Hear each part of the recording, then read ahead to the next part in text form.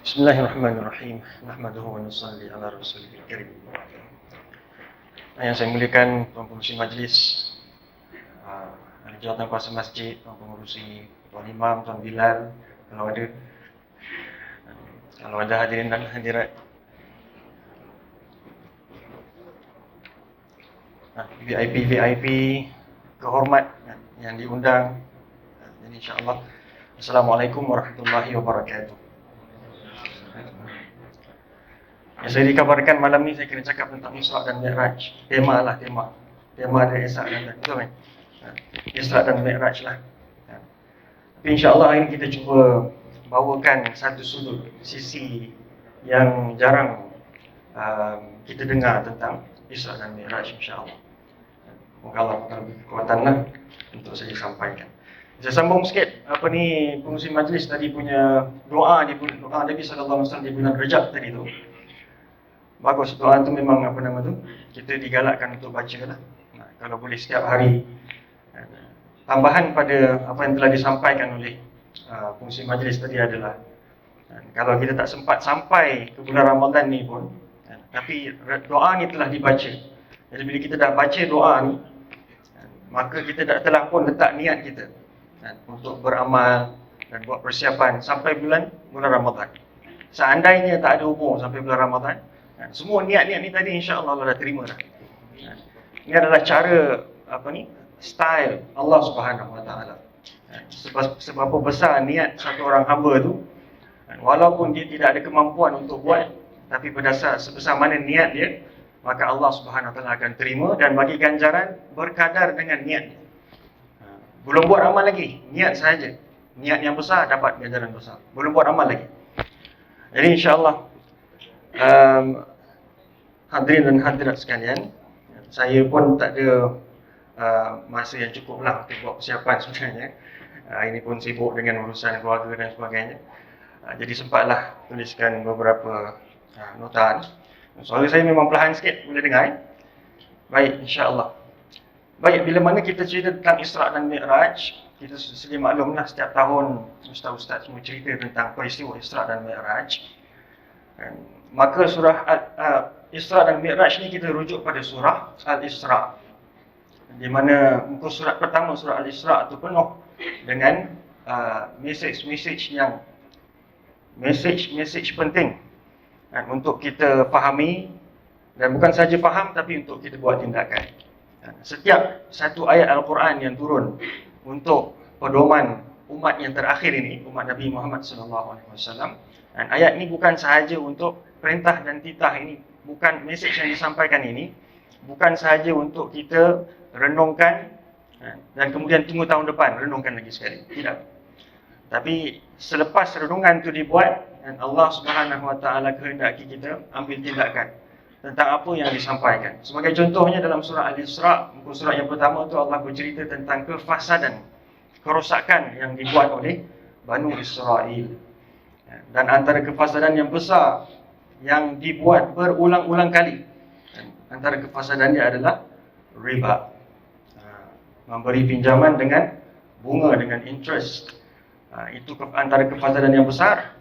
Diulang-ulang, diazab oleh Allah SWT. Kemudian mereka bertaubat pada Allah SWT. Sebahagian bertaubat. Kemudian bila mana Allah SWT kembalikan mereka, nikmat kepada mereka, mereka buat balik riba. Mereka buat lagi penindasan kezaliman. Maka dalam surah Al-Isra' Allah memberitahu secara terperinci tentang kezaliman mereka. Sebelum tu, hadirin dan hadirat sekalian, dalam surah Al-Isra' itu ayat yang pertama Allah beritahu, a'udzubillahi minasyaitonirrajim, bismillahirrahmanirrahim, subhanallazi asra bi'abdihi lailan minal masjidil haram ilal masjidil aqsa. Dan dalam ayat ini ulama bagi tahu tentang Allah Subhanahu Wa Taala menyebut tentang kepentingan masjid, kepentingan paksi masjid ini untuk orang beriman. Sebab Allah Subhanahu Wa Taala Maha Kuasa untuk jalankan nabi dia, jalankan hamba dia, daripada istana ke istana, daripada tempat-tempat lain selain daripada masjid. Tetapi Allah Subhanahu Wa Taala telah pilih masjid untuk perjalankan hamba dia, iaitu Rasulullah sallallahu alaihi wasallam, daripada Masjidil Haram ke Masjidil Aqsa. Dan kemudian Allah beritahu apa? Inilah perjalanan yang diberkati. perjalanan yang berkat. Jadi setiap orang yang berjalan ke masjid, perjalanan dia pun diberkati.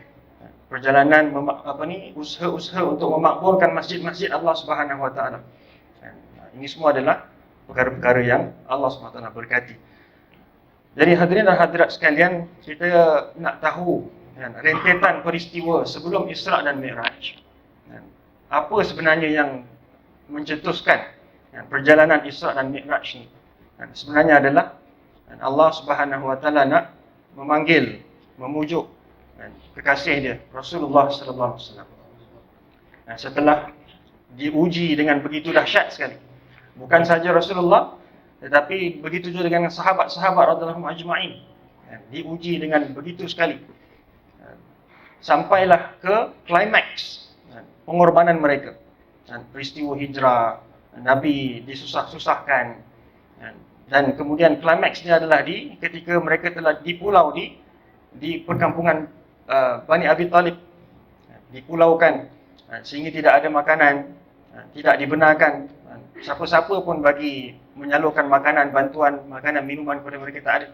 Sampai ada sahabat kata, kami dah tak ada makanan, kami punya daun-daun, ranting-ranting yang ditumbuk sampai najis-najis kami menjadi seperti najis kambing, najis unta. Tak ada apa nak makan. Antara makanan yang kami nikmati pada waktu itu adalah roti sekadar yang dapat diseludup oleh di ketiak Bilal radhiyallahu anhu ajma'in. Radhiyallahu anhu. Bilal dia dapat part time job. Ada mungkin bau-bau ahli keluarga daripada Bani Hashim yang duduk di luar perkampungan tersebut sewaktu mereka dipulaukan. Bagi part time job kepada Bilal ni sebagai hamba. Maka masa nak balik ke perkampungan Abi Talib tu, Bilal bawa roti, bawa ketiak dia. Dan roti ni yang dinikmati bersama beramai-ramai. Begitu sekali mereka diuji. Dan pada waktu yang sama, beberapa lama sebelum itu, Allah SWT ambil orang yang paling Nabi SAW kasih, iaitu Sayyidatina Khadijah radhiyallahu anha. Dahlah ujian begitu dahsyat, Allah ambil pula Sayyidatina Khadijah radhiyallahu anha. Kemudian tak lama lepas tu, Abi Talib Allah telah ambil, dan kita semua tahu kisah dia. Dia telah pulang ke pangkuan Allah SWT tanpa hidayat. Maka remuk dan hancur hati baginda Rasulullah SAW. Maka dalam peristiwa Isra' dan Mi'raj ini, Nabi SAW dihiburkan. Dan kemuncak peristiwa itu adalah Nabi SAW berjumpa dengan Allah. Ini saya fast track sikit lah, fast forward. Di Arash Allah Subhanahu Wa Taala, di Sidratul Muntaha. Tidak ada Nabi sebelum Nabi Sallallahu Alaihi Wasallam. Dikatakan ada 124,000 Anbiya alaihi wasallam. Tidak ada yang ketika hayat di dunia dapat bertemu dengan Allah di Sidratul Muntaha, tidak ada. Maka sebelum sampai ke Arash Allah, ditemani oleh Sayyidina Jibril alaihi salam. Ketika nak sampai ke Sidratul Muntaha tu, Jibril telah berhenti dan telah beritahu, wahai Rasulullah, kamu terus naik. Maka Rasulullah tanya, kenapa kamu tak ikut sekali? Maka apa jawab Jibril? Kalau aku naik ni, maka aku akan terbakar. Di atasnya ada hijab daripada cahaya. Nabi telah naik sampai bertemu dengan Allah Subhanahu Wa Taala. Dan ketika Nabi nak melangkah ke Arash, Nabi telah buka kasut dia, telah buka slipper dia punya alas kaki dia. Maka Allah SWT telah titahkan, wahai Muhammad, naik dengan kasut-kasut sekali. Maka dengan peristiwa ini, ulama banyak mengatakan bahawa pada waktu itu, even kotoran di kasut, di capal Rasulullah SAW lebih bernilai daripada Arash Allah Subhanahu Wa Taala.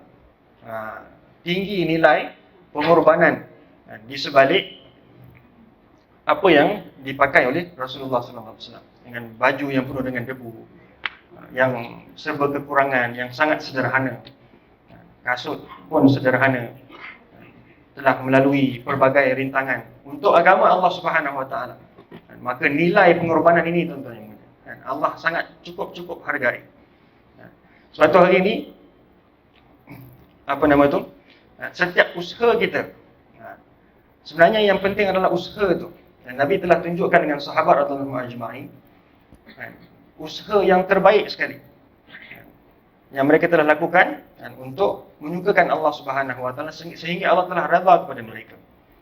Ketika di Hajjatul Wada' Allah telah isytiharkan bahawa aku telah redha bahawa Islam ini menjadi pegangan agama kamu.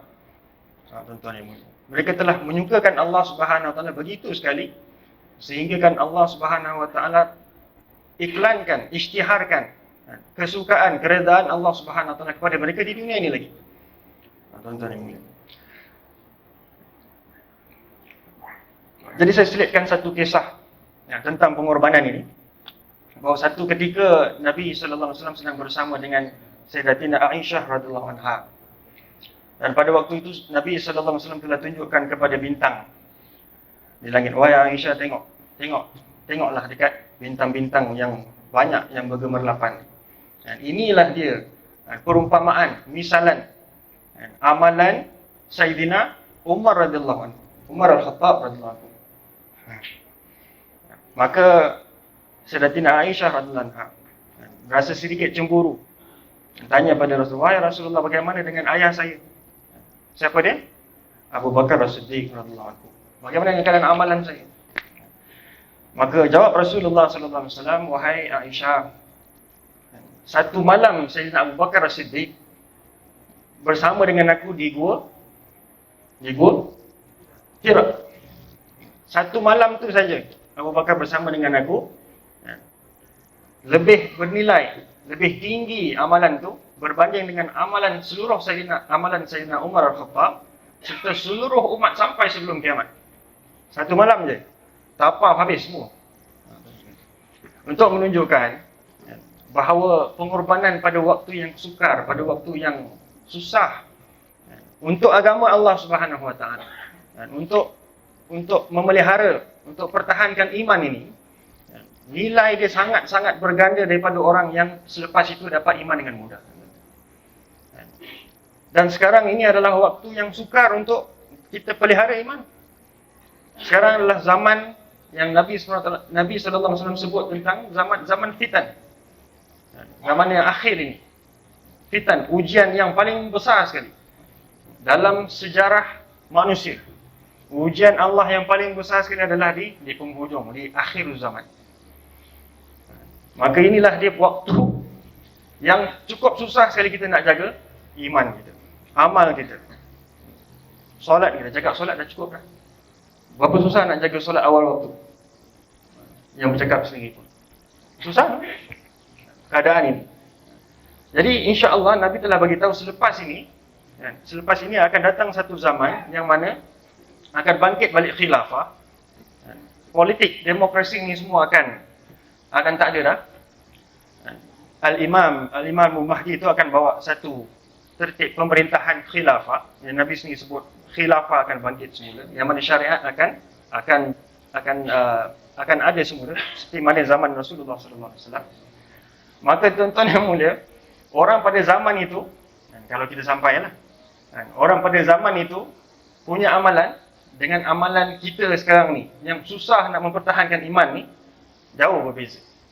Seperti mana Abu Bakar As-Siddiq, waktu susah memang dia yang masa dia seorang-seorang je dengan Abu Bakar dengan Nabi sallallahu alaihi wasallam yang beriman waktu itu. Beberapa orang saja waktu itu beriman. Nilai amalan dia satu malam je. Tak ada solat, tak ada puasa, tak ada haji, tak ada zakat, tak ada zikir, tak ada.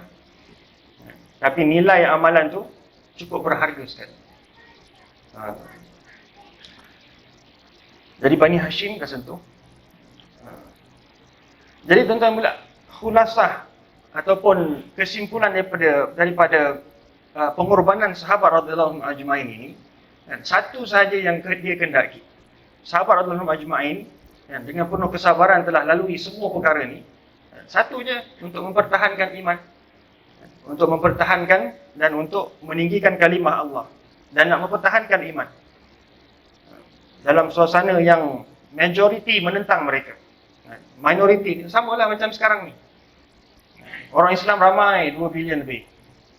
Tetapi yang betul-betul ada niat untuk mempertahankan agama Allah Subhanahu wa taala, yang setiap hari menyuarakan, tak duduk diam, suarakan Tak kisahlah dekat mana-mana, social media ke dekat mana. Menyuarakan kenapa ni persoal apa yang Allah SWT telah larang yang dia nampak dibuat di tengah khalayak ramai. Riba sebagai contohnya. Ini ada zaman yang Nabi kata, kalau tak buat riba pun akan terkena debu riba. Tapi hanya segolongan kecil saja yang akan suarakan perkara. Yang akan tegur tuan, yang akan tegur anak buah, yang akan tegur adik-beradik. Ini salah. Ini riba, ini salah. Jangan buat lagi. Berapa ramai yang antara kita yang buat? Minority. Tuan-tuan yang mulia. Jadi dalam nak mempertahankan iman ni, sahabat Rasulullah begitu sekali sampaikan di perkampungan Abi Talib ni tadi. Mereka nak lapar, nak minta makan dengan Allah Subhanahu Wa Taala pun mereka malu, mereka segan. Banu Israel ketika mereka sesat di pergunungan Sinai, mereka telah minta kepada Nabi Musa, wahai Musa, mintalah pada Allah kurniakan kepada kita makanan. Dah tak ada makanan ni, kita lapar, mintalah pada Allah. Maka Allah telah beri mereka makan. Manna wassalwa.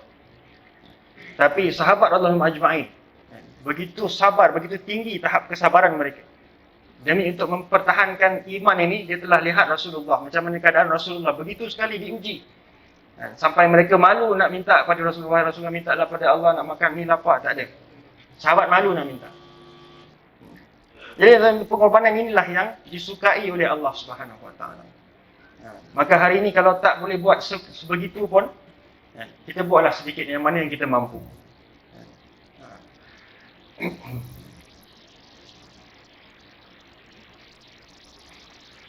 Baik, demi mempertahankan iman ini, kita kadang-kadang kita tak perasan definisi beriman, definisi menjadi Muslim dan orang Islam ini apa dia sebenarnya. Kita tahu dah, cuma kadang-kadang kita tak jelas. Jadi seorang Muslim adalah seorang yang berserah diri, Muslim. Berserah diri pada Allah, bukan saja menyerahkan diri dia, tapi urusan dia diserahkan pada Allah Subhanahu Wa Taala. Sebagai contoh, Allah adalah Tuhan Ar-Razzaq yang memberi rezeki. Maka dalam setiap urusan dia, walaupun dalam apa yang dia lihat dengan mata kepala dia sendiri, dia yang pergi kerja setiap hari. Ataupun seorang anak lihat, memang bapak dia pergi kerja setiap hari, pergi pagi, malam baru balik. Kemudian ada macam-macam boleh dibeli dan sebagainya. Sebagai seorang Muslim, dia menyerahkan urusan itu pada Allah. Dia nafikan, ini kerjanya adalah asbab sahaja. Tetapi yang memberi rezeki, Allah Subhanahu Wa Taala. Ini tuntutan kalimah, tuan-tuan yang mulia. La ilaha illallah, tuntutan iman untuk memelihara dalam hati kita bahawa tidak ada yang lain selain daripada Allah yang lebih berkuasa daripada Allah Subhanahu Wa Taala. Dari sudut Ar-Razzaq, 99 nama tu, Ar-Razzaq, maka kita nafikan semua yang selain daripada Allah ni tak boleh bagi rezeki. Yang bagi rezeki hanya Allah Subhanahu Wa Taala. Dan Allah juga adalah Tuhan Al-Akbar, yang maha besar. Bila azan saja Allahu Akbar, Allahu Akbar. Sayyidina Abu Bakar As-Siddiq masa tu satu ketika sedang pegang satu ketul bata, nak siapkan satu bahagian binaan. Satu bata aja lagi, dah angkat, dah ada dekat tangan dia. Maka kedengaran suara azan, Allahu Akbar, Allahu Akbar. Bagaimana iman Abu Bakar As-Siddiq? Allah lebih berkuasa atas segala sesuatu. Urusan nak siapkan bangunan, boleh dia letak dekat atas tu siapkan, tapi dia letak dekat bawah. Takut urusan dia menyiapkan bahagian binaan ni tadi, lebih dia besarkan daripada urusan dengan Allah Subhanahu Wa Taala. Ini bagaimana sahabat dengan pengorbanan mereka yang begitu dahsyat, iman mereka pun Allah SWT berikan yang special punya, yang jitu punya, gila punya tahap. Kita bukannya nak sampai tahap tu, tidak.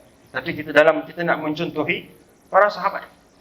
Ada satu hadis qudsi mengatakan, hadis qudsi yang taraf dia mutawatir, bukan sahih lagi lah, mutawatir. Mutawatir ini tidak ada keraguan bagi dia. Tahap yang paling tinggi dalam hadis adalah mutawatir. Dalam hadis qudsi ni Allah bagi tahu di yaumul akhir Allah akan perintahkan supaya ambil manusia untuk dicampakkan ke dalam neraka Allah. Daripada setiap 1000, berapa orang akan dicampakkan ke dalam neraka Allah? 999 daripada setiap 1000. Hadis qudsi yang taraf dia mutawatir. Tuan-tuan yang boleh. Dan daripada hadis ini kita tahu ulama telah menjelaskan bahawa yang 999 ni orang beriman pun ada sekali dalam tu. Tapi kenapa dia pun terpaksa masuk neraka dulu sebelum masuk syurga? Adalah disebabkan inilah ni definisi Islam, sebab ada syirik dalam hati dia. Allah boleh ampunkan semua dosa, merompak boleh ampun, tak ada had. Semua jenis dosa lah tak payah sebut. Melainkan satu dosa, iaitu dosa syirik. Ada sesuatu dalam hati yang lebih besar lagi daripada Allah Subhanahu Wa Taala. Bila ada azan, urusan yang dia buat tu, ni hati tuan, ni hati. Jangan kita duk tengok orang. Azan je, kita pergi masjid, kita orang tak pergi masjid, dia kata ini syirik. Bukan. Ni dalam keadaan hati. Walaupun orang tu azan, dia buat urusan lain, cerita syirik ini dalam hati kita tak nampak. Syirik ini akan menjerumuskan ramai orang beriman pun untuk masuk dalam neraka Allah SWT dulu. Lepas tu boleh akan masuk syurga. Dia kena bersih dulu syirik ni, dosa syirik kena bersih dulu. Dalam surah Asy-Syams, 7 kali Allah sumpah. Paling banyak sekali dalam Quran yang Allah sumpah. A'udzu minasyaitonir bismillahirrahmanirrahim. Wasyamsi wadduhaha, wal qamari idza talaha, wan nahari idza jallaha, wal laili idza yaghshaha, was samai wama banaha, wal ardi wama tuhaha, wa nafsin wama sawaha. 7 kali sumpah. Lepas tu message yang Allah nak sampaikan apa? Qad aflaha, telah berjaya. Past tense Allah sebut. Qad aflaha ni past tense, dah berjaya dah. Siapa dia? Man. Siapa? Zakkaha, yang mensucikan hati dia daripada syirik, daripada kekotoran syirik. Tuan-tuan yang mulia, Quran adalah, kita semua setuju bahawa Quran adalah panduan utama, nombor 1. Bukan hadis. Nombor 1, Quran. Nombor 2 baru hadis. Kalau ada hadis yang bertentangan dengan Quran, apa kita buat? Kita mansuhkan hadis itu, kita terima Quran. Kalau ada yang bertentangan. Sebab Al-Quran adalah perkataan Allah Subhanahu Wa Taala, dan Allah beritahu dalam Al-Quran, kami sendiri akan pelihara Quran ini, kitab ini. Tidak ada menyebut tentang hadis. Allah sebut Allah akan pelihara Al-Quran ini. Maka apa juga perkara dalam kehidupan ini, kita kena pergi pada Quran dulu nombor 1. Dan tadi ayat tadi itu dalam surah Asy-Syams tadi itu, qad aflaha, telah berjaya mereka yang mensucikan hati dia. Selepas itu terus Allah beritahu ayat wa qad khaba man dassaha. Allah berjanji bahawa telah gagallah mereka yang mengkotori hati dia dengan kekotoran syirik. Siapa yang cakap ni? Dalam ayat yang lain Allah sendiri yang cakap al-musyrikuna najasun. Orang musyrik ini najis. Bukan badan dia ada najis, hati dia penuh dengan najis. Syirik billah, syirik pada Allah Subhanahu Wa Taala. Ini satu perkara yang kita kena address selalu. Perlu muzakarahkan, perlu cakap, perlu peringatkan. Sebab ini masa depan akhirat. Walaupun tak ada amal sangat, tapi tak ada syirik, hati bersih, insya-Allah Allah kata telah berjaya. Ini janji, dah confirm berjaya. Tapi kalau amal banyak macam mana pun, tahajud, Quran dan sebagainya, ada satu besar zarah syirik lah. Saya cakap ni untuk diri saya lah. Dan diri saya pun ada syirik. Zaman ni, zaman yang penuh fitan, penuh ujian yang begitu dahsyat. Tuan-tuan yang mulia. Dan beriman sebagai Al-Akbar, kita meyakini bahawa Allah adalah yang paling besar sekali. Allah lah Al-Akbar. Dan tidak ada selain daripada Allah yang Al-Akbar. Tidak ada. Tapi hari ini, walaupun di dalam rumah Allah SWT sendiri, Allah bukan lagi Al-Akbar. Beriman dengan Allah sebagai Muslim yang menyerahkan diri dan urusan daripada Allah Subhanahu Wa Taala juga bermaksud menyerahkan diri kepada Allah sebagai Al-Hakam. Ini penting. Al-Hakam adalah penggubal undang-undang. Tidak ada undang-undang yang boleh menandingi undang-undang Allah Subhanahu Wa Taala. Tidak ada. Ini saya cakap sikit, ini selingan sebab ada kaitan dia dengan Isra dan Mi'raj. Kita akan cakap sekejap lagi tentang, insya-Allah kalau ada masa, tentang orang Banu Israel, kaum Yahudi yang berulang-ulang kali membuat kemungkaran. Ada kaitannya dengan perkara ini, kena faham dulu. Al-Hakam bermaksud tidak ada undang-undang lain yang boleh diambil mengatasi undang-undang Allah Subhanahu wa taala. Tetapi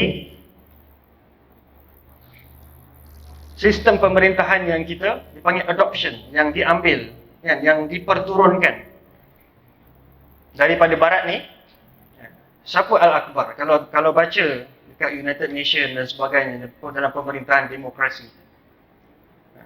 Ini muzakarah, ini bukan nak jadi ekstrim ke apa tidak, ini saja muzakarah secara positif.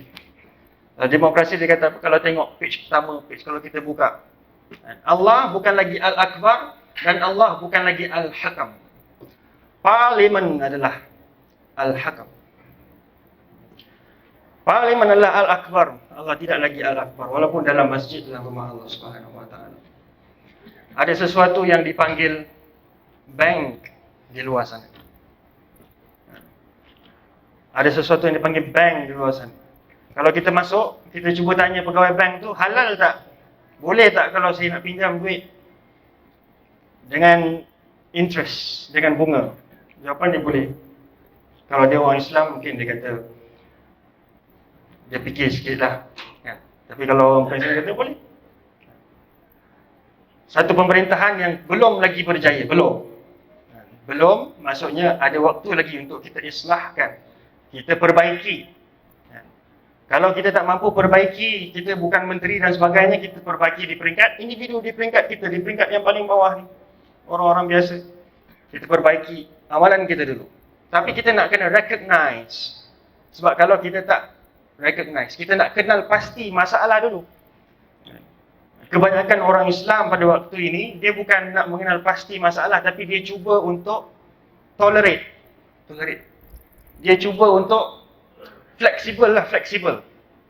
Tolerate. Oh, undang-undang macam ni, kita cuba. Kita cubalah pusing sikit ayat ni. Kita cuba.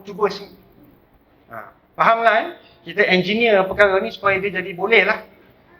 Dulu tak boleh, tak apa, kita cuba. Sekarang ni keadaan mendesak. Oh, kita tak boleh cakap ni salah, kalau tak kita semua amal salah. Tuan-tuan boleh faham tak? Benda sensitif. Tapi tuan-tuan yang boleh, tuntutan Al-Quran yang sebenar adalah kita recognize. Allah kata, afala ta'qilun, tidakkah kamu fikirkan? Afala yatadabbarun, tidakkah kamu renungkan sedalam-dalamnya?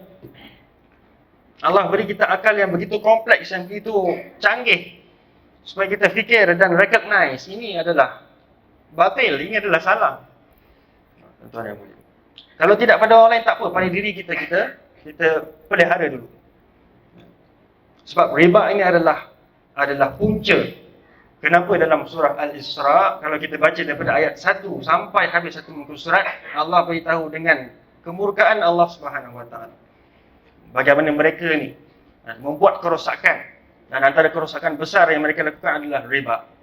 Nabi sallallahu alaihi wasallam bagi tahu, barang sekecil-kecil riba, yang siapa yang terlibat dengan riba ni, walaupun sekecil-kecilnya, maka dia terlibat dengan 70 cabang dosa. Yang mana cabang dosa yang paling ringan sekali dalam antara 70 itu adalah umpama berzina dengan ibu sendiri. Tuan-tuan boleh cek sendiri. Sebab apa? Sebab adanya sistem ekonomi yang berkenaan, yang berasaskan riba, maka ada orang yang miskin, selama-lamanya miskin, dan akan ada satu puak yang kaya, makin kaya, sampai bila-bila. Dan disebabkan riba, akan ada orang yang sampai membuat kemungkaran berzina dengan ibu sendiri disebabkan riba. Sebab tu Nabi kata apa? Siapa yang terlibat dengan riba ni, 4 orang yang sama-sama bersalah, equally guilty, 4 orang. Orang yang bagi riba, orang yang terima riba, orang yang rekod transaksi pun kena, dan yang keempat, 2 saksi yang sign sebagai saksi ke, sebagai apa, guarantor ke, kena juga. 4 sama-sama bersalah. Dan riba adalah dosa yang pertama sekali, yang paling besar sekali selepas syirik.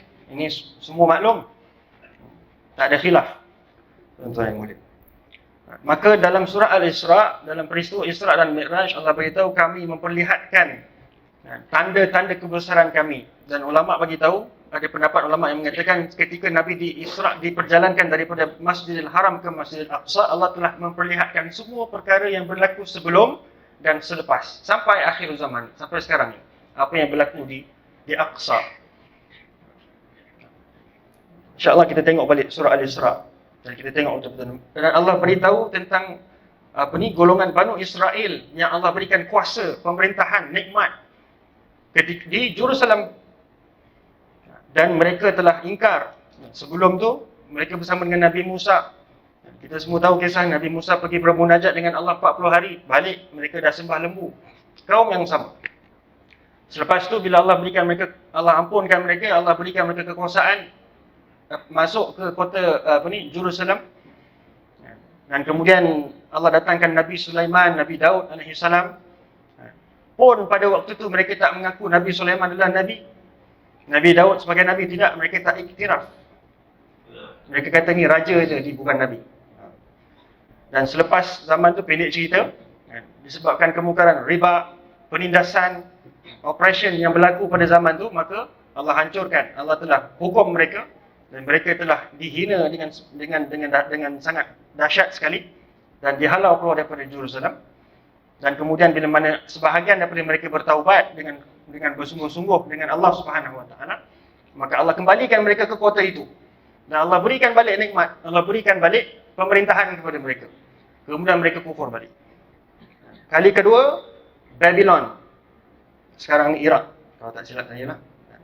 Telah datang dan hancurkan, termasuk dengan istana Nabi Sulaiman. Kota Nabi Sulaiman pun hancur, dengan semua sekali hancur. Dan selepas pengusiran yang kali kedua ni, mereka tak datang lagi. Tak dapat datang balik. Tetapi Al-Quran telah memberitahu kita satu hint yang mana mereka akan dapat datang balik. Ada satu ayat Al-Quran yang mengatakan mereka ni tidak akan dapat kembali melainkan setelah keluarnya Ya'juj wa Ma'juj. Dan Ya'juj wa Ma'juj ni, by the way, bukan makhluk raksasa, tidak. Dia Banu Adam. Nabi kata dia adalah Banu Adam yang membuat kerosakan di muka bumi. Itu kita mungkin topik lain lah.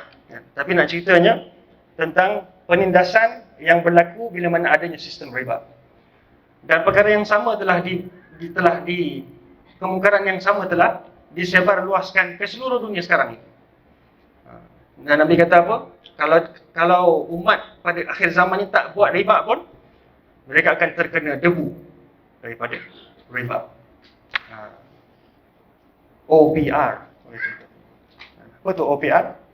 Bukan riba. Riba lah. Jadi tuan-tuan yang mulia, selepas mereka diusir oleh Babylon, tentera Babylon, maka mereka telah berpecah-pecah. Ada yang duduk di Syam, ada yang duduk di banyak tempat lah, merata lah. Dan mereka menunggu kedatangan seorang Nabi. Sebab dalam Taurat ada mengatakan Nabi yang akhir akan bangkit. Dan mereka sangka Nabi yang akhir ni akan dipilih di kalangan Banu Israel. Tetapi tidak. Daripada susu galuh Ishaq alaihi salam. Tapi rupanya tidak. Allah SWT telah pilih daripada Ismail alaihi salam. Dan akhirnya turun kepada Nabi Muhammad Mustafa sallallahu alaihi wasallam. Maka mereka tak puas hati. 700 tahun mereka tunggu selepas disingkirkan daripada Jerusalem. 700 tahun mereka tunggu Nabi yang terakhir untuk membela nasib mereka. Rupa-rupanya bukan seperti mana yang mereka harapkan. Maka apa yang mereka buat, mereka telah nafikan seperti mana yang mereka buat pada Nabi Daud dan Nabi Sulaiman. Kerana yang sama. Nabi kata mereka nafikan bahawa Rasulullah sallallahu alaihi wasallam adalah rasul. Dan kemuncak kemungkaran mereka, tuan-tuan yang mulia, adalah apabila setelah Nabi dan sahabat, Nabi mengajak sahabat untuk berpuasa, untuk pujuk ni Banu Israel ni, untuk pujuk sebab Allah kasihkan kepada mereka. Allah masih lagi nak memberi peluang kepada mereka. Dalam surah Al-Isra tu detail terperinci Allah beritahu apa? Walaupun setelah pengusiran yang kali kedua, Allah kata masih ada peluang lagi bagi kamu.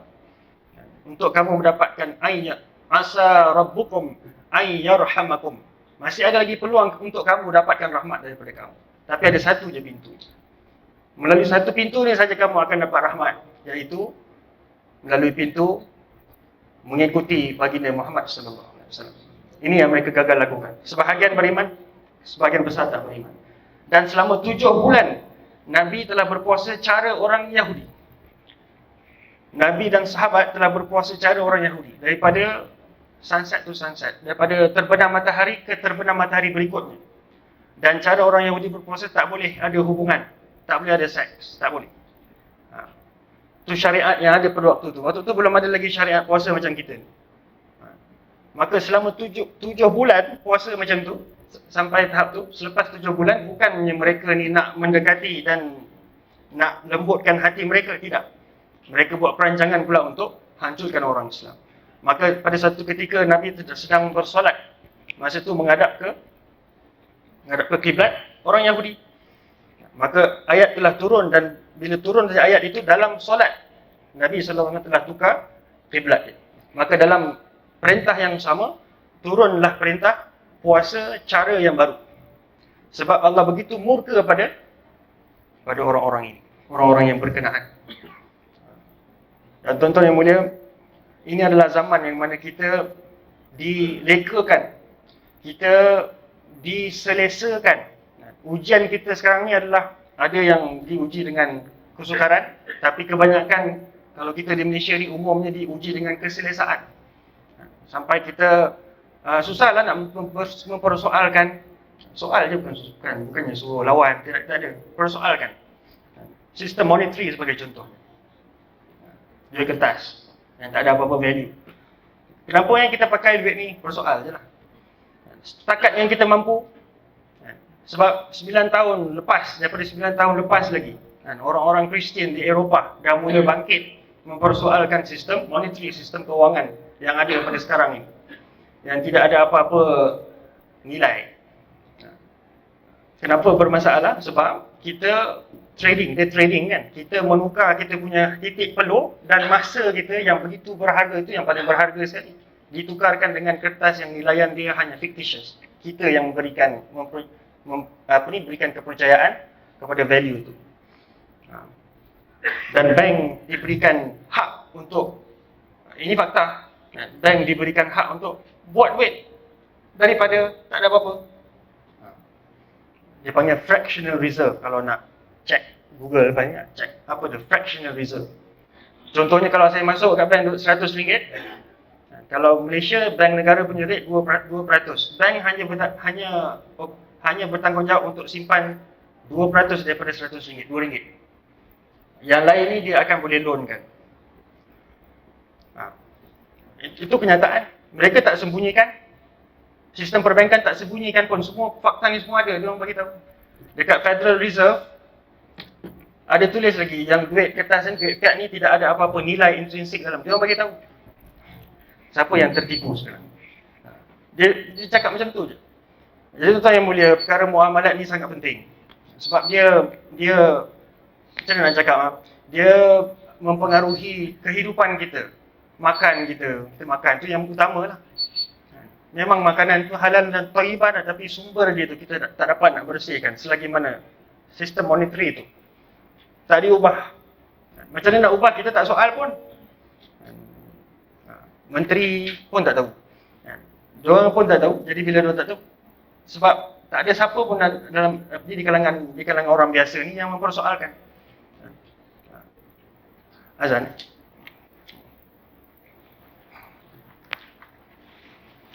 Alhamdulillah.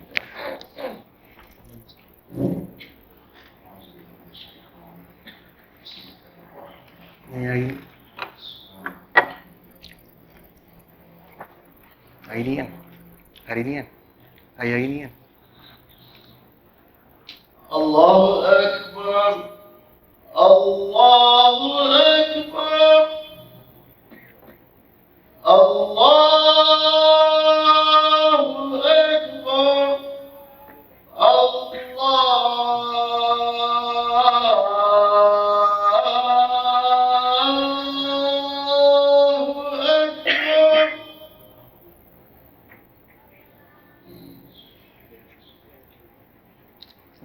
أشهد أن لا إله إلا الله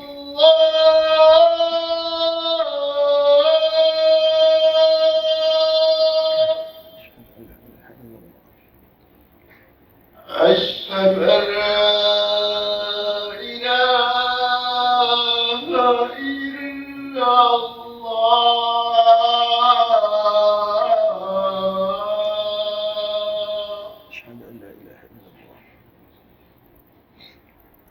أشهد أن لا إله إلا الله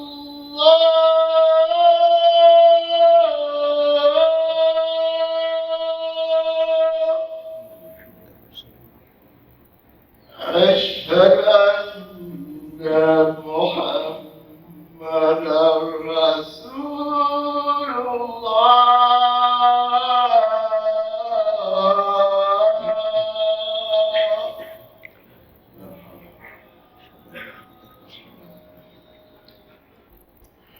حي على الصلاة لا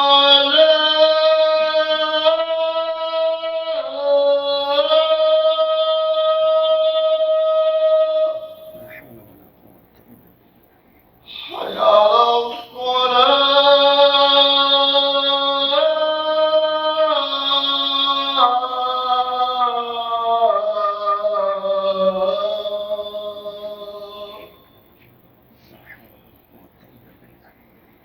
حي على الفلاح لا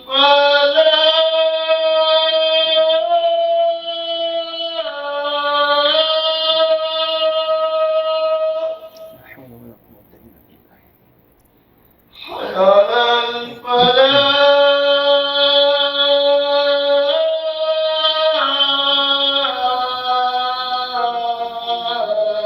ولا قوة إلا بالله الله أكبر الله أكبر الله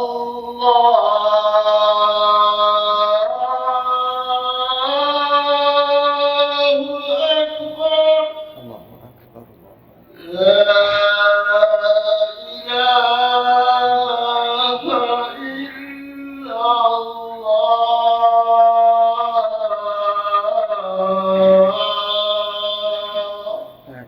محمد رسول الله اللهم رب هذه الدعوة التامة والصلاة القائمة آت محمدا الوسيلة والفضيلة والشرف والدرجة العظيمة محمدا الذي أعطيته إنك لا تخلف الميعاد رب اغفر لي ولوالدي وارحمهما كما ربياني صغيرا.